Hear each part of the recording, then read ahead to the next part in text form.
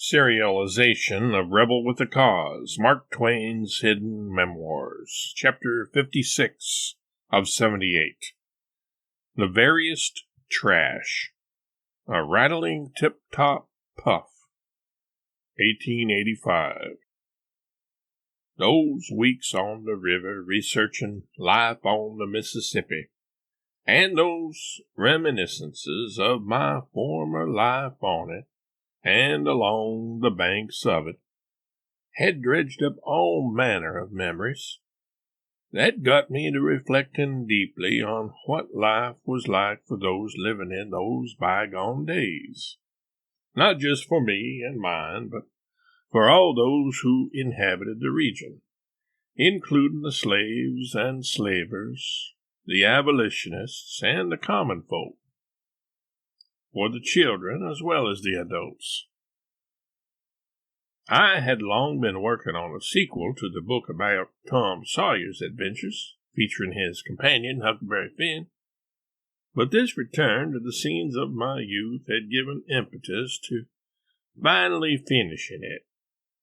I had begun the book about Huck before I had even completed the one about Tom, but had pigeonholed it several times for months or even years, and sometimes wondered whether I would ever finish it.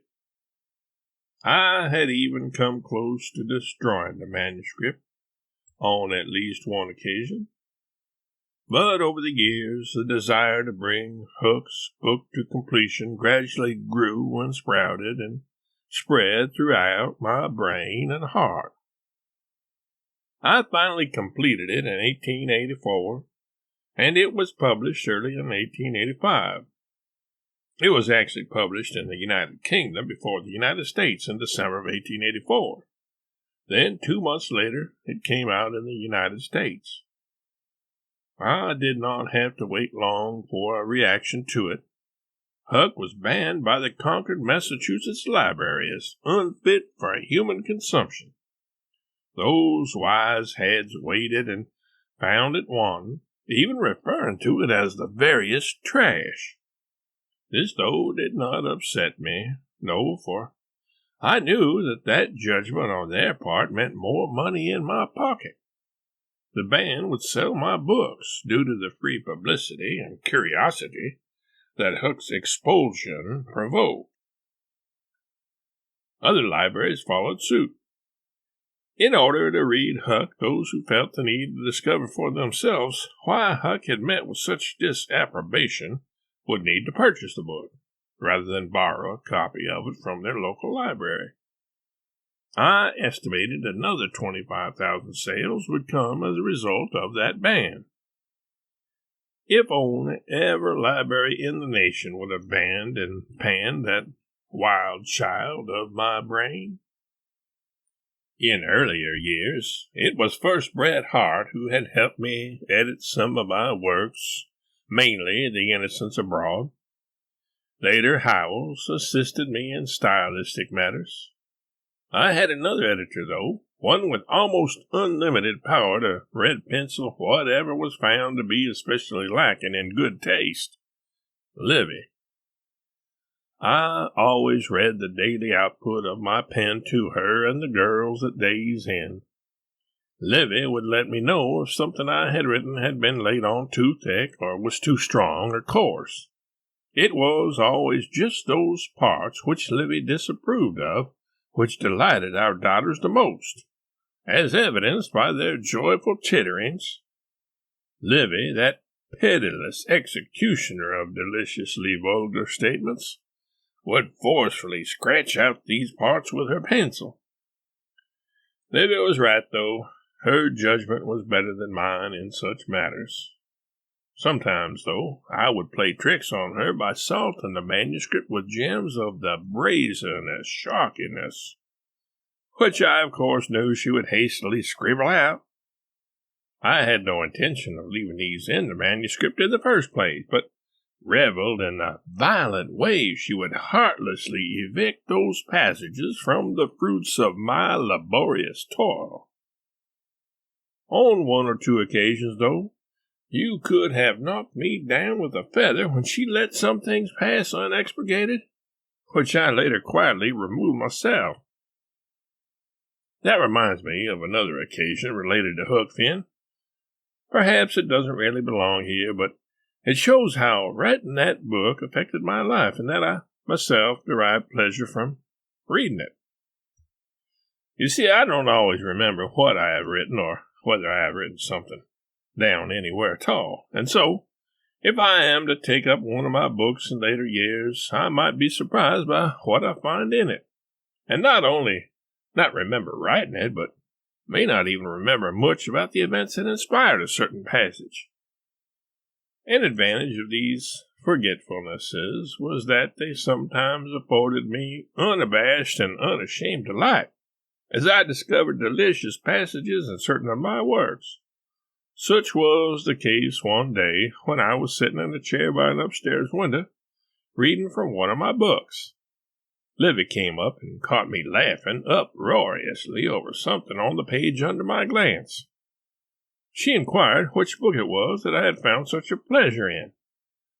Shaken out of my reverie by this unwanted inquiry, and too embarrassed to admit that it was a book of my own, I averred that I did not know which book it was or who the author was, and that I had simply grabbed a volume from the shelf without looking at its title and opened to a random page. Curious, she looked over my shoulder, only to discover that it was Huck Finn that I was reading.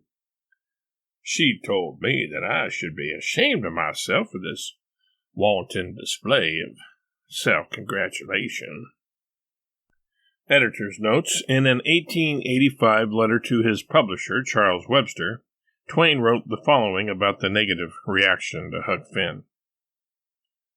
Dear Charlie, the committee of the Public Library of Concord, Massachusetts, have given us a rattling tip-top puff, which will go into every paper in the country.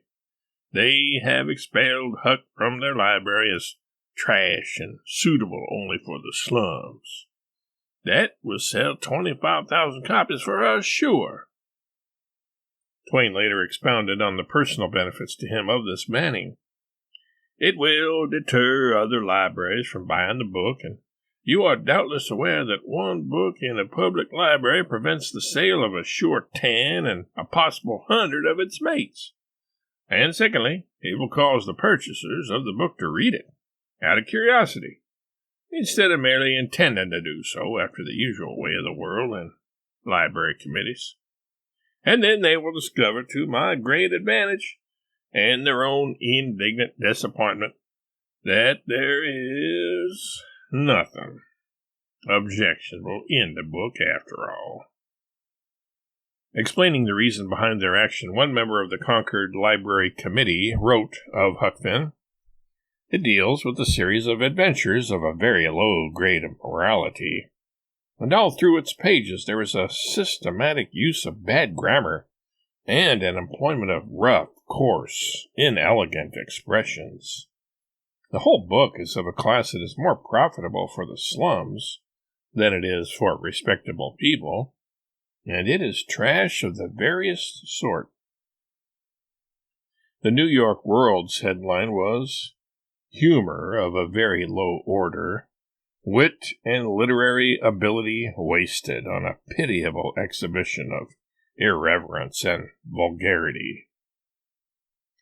Although the verdict of the Concord Library Committee and some newspaper reviewers may have been good for Twain and his company book sales-wise, the author doubtless also enjoyed receiving positive reviews, such as this one from Joel Chandler Harris, Uncle Remus.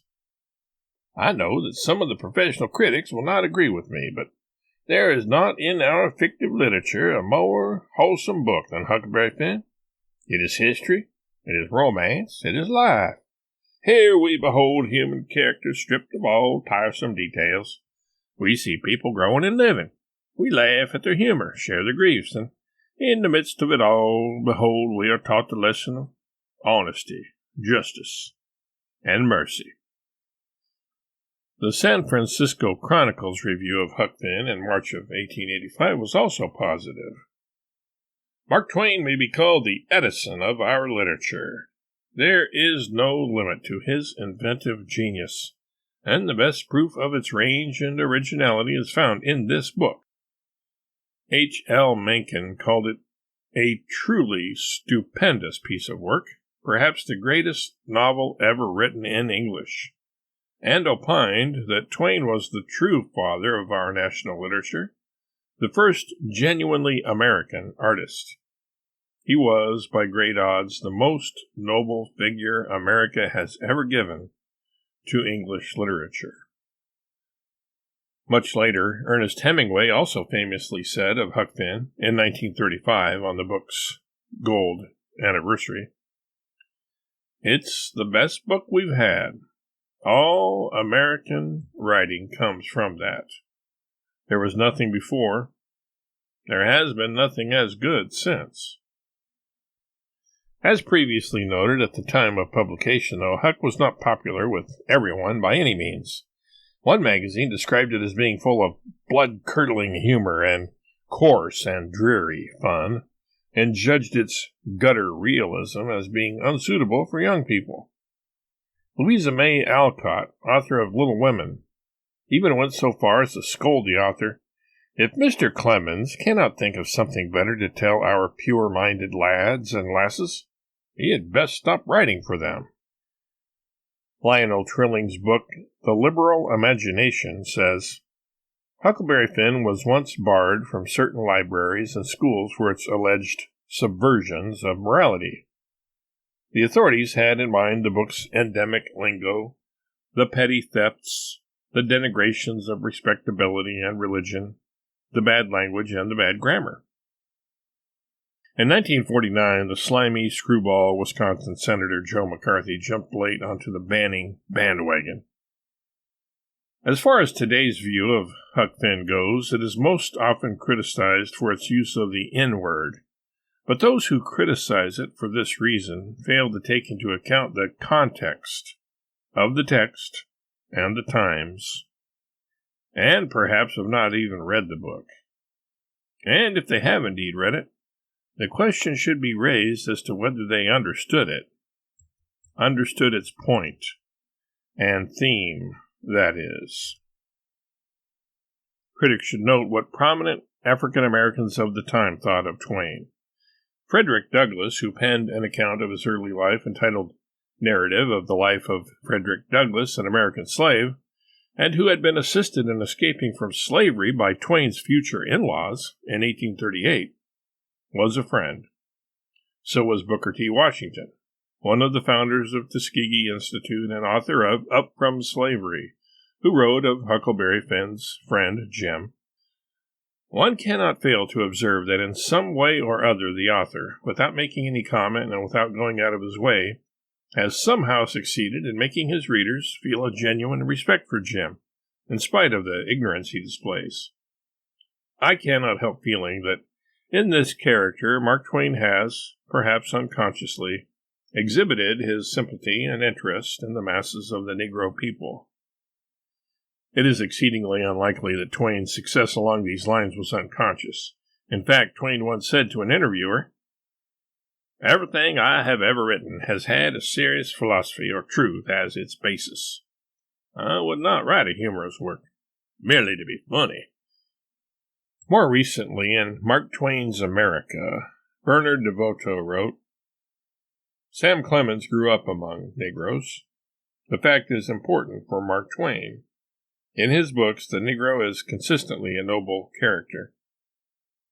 Of even more recent vintage is the following quote from the late Pulitzer Prize-winning novelist Toni Morrison, who deemed the banning of Huck Finn elitist censorship designed to appease adults rather than educate children.